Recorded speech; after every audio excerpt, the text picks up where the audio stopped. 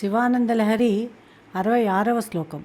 క్రీడార్థం సృజసి ప్రపంచమఖిలం క్రీడామృగాస్తే జనాః యత్కర్మాచరితం మయా చ భవతః ప్రీత్యైర్భవత్యేవ తత్ శంభో స్వస్య కుతూహలస్య కరణం మశ్చేష్టితం నిశ్చితం తస్మాన్మామకరక్షణం పశుపతే కర్తవ్యమేవ త్వయా. తాత్పర్యము: ఓ పరమేశ్వర, ఓ పశుపతి, నీవు నీ వినోదము కొరకే ఈ సర్వ ప్రపంచాన్ని సృష్టిస్తున్నావు. ఈ జనమంతా నీ వినోదం కోసం ఏర్పడ్డ జంతువులు. వారి వారి పెంపుడు జంతువుల నడవడులు వారికి ప్రేమాస్పదములు కావడం జగత్ప్రసిద్ధమే. కాబట్టి నేను చేసే సత్కర్మలు కానీ దుష్కర్మలు కానీ ఏ చేష్టలైనా నీకు అవి తృప్తికరములే అవుతాయి. కాబట్టి నీవు నన్ను రక్షింపవలసిన వాడవవుతున్నావు. పిల్లలు తమ ఆటబొమ్మలను తాము రక్షించుకునే విధంగా నీవే నా రక్షణను చేయవలసి ఉంది.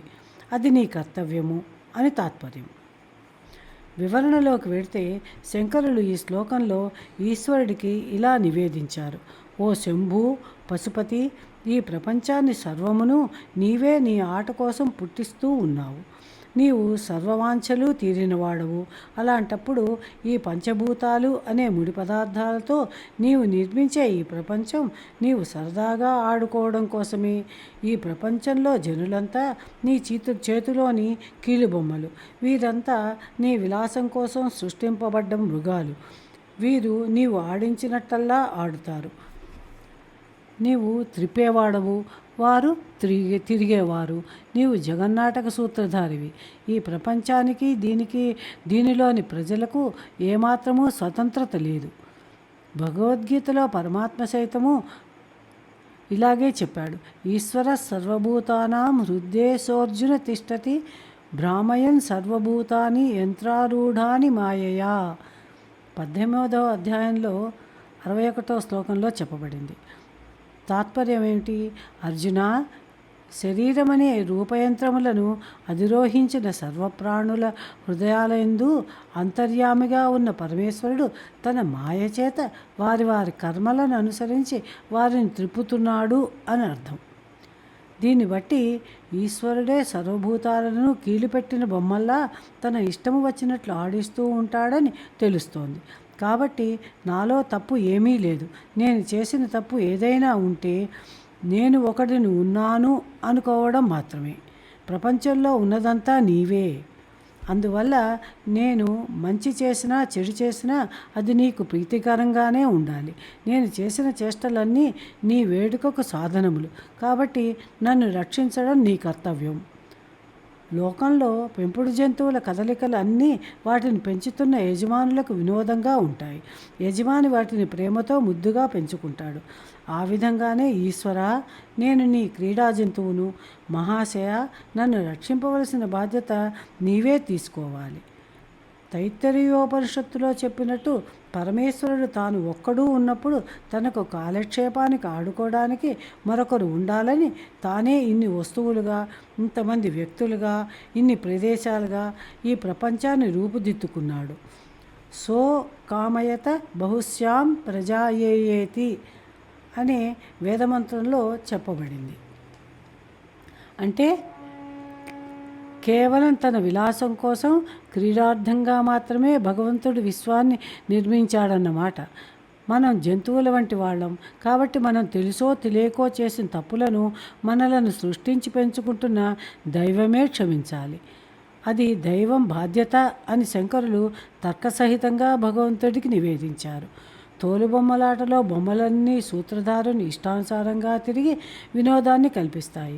అదేవిధంగా జగన్నాటక సూత్రధారుడైన పరమాత్మ ఇచ్ఛానుసారంగా నడిపే మన జీవిత రూపమైన ఈ జగన్నాటకం పరమేశ్వరుడికి వినోదాన్నే కల్పిస్తుంది.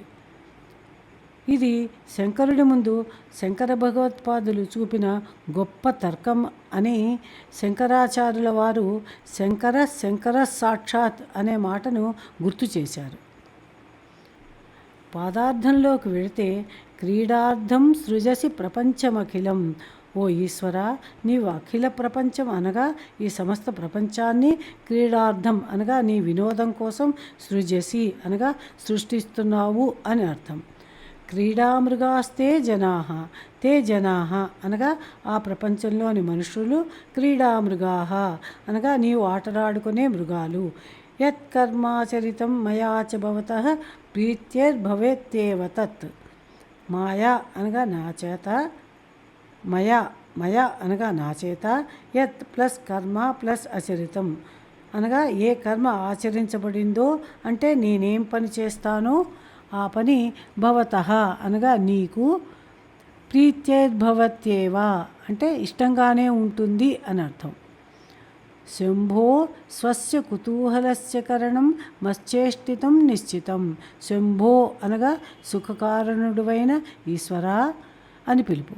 మచ్చేష్టితం, మత్ ప్లస్ చేష్టితం అంటే నేను చేసిన కర్మము, స్వస్య కుతూహలస్య అనగా నీ సంతోషానికి అని, కరణం అనగా కారణము, భవతి అనగా అవుతోంది అని, నిశ్చితం అంటే అది నిశ్చయము అంటే నేను చేసిన ప్రతి పని నీకు కుతూహలాన్నే అనగా వేడుకనే కలిగిస్తుందన్నమాట.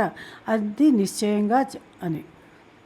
తస్మాన్మామకరక్షణం పశుపతే కర్తవ్యమేవ త్వయా. పశుపతే అనగా ఓ ఈశ్వర అని పిలుపు. తస్మాత్ అంటే అందువల్ల అనగా నేను చేసిన ప్రతి మంచిదైనా చెడ్డదైనా నీకు ఇష్టమైనందువల్ల, మామక రక్షణం అంటే నా రక్షణము, త్వయా కర్తవ్యమేవా అనగా నీవే చేయవలసి ఉంది అని. అనగా నన్ను రక్షించడం నీ కర్తవ్యం అని శంకరులు శివునికి ఈ శ్లోకంలో చెప్పారు. 66వ శ్లోక విశ్లేషణం సమాప్తం. ఓం నమః శివాయ.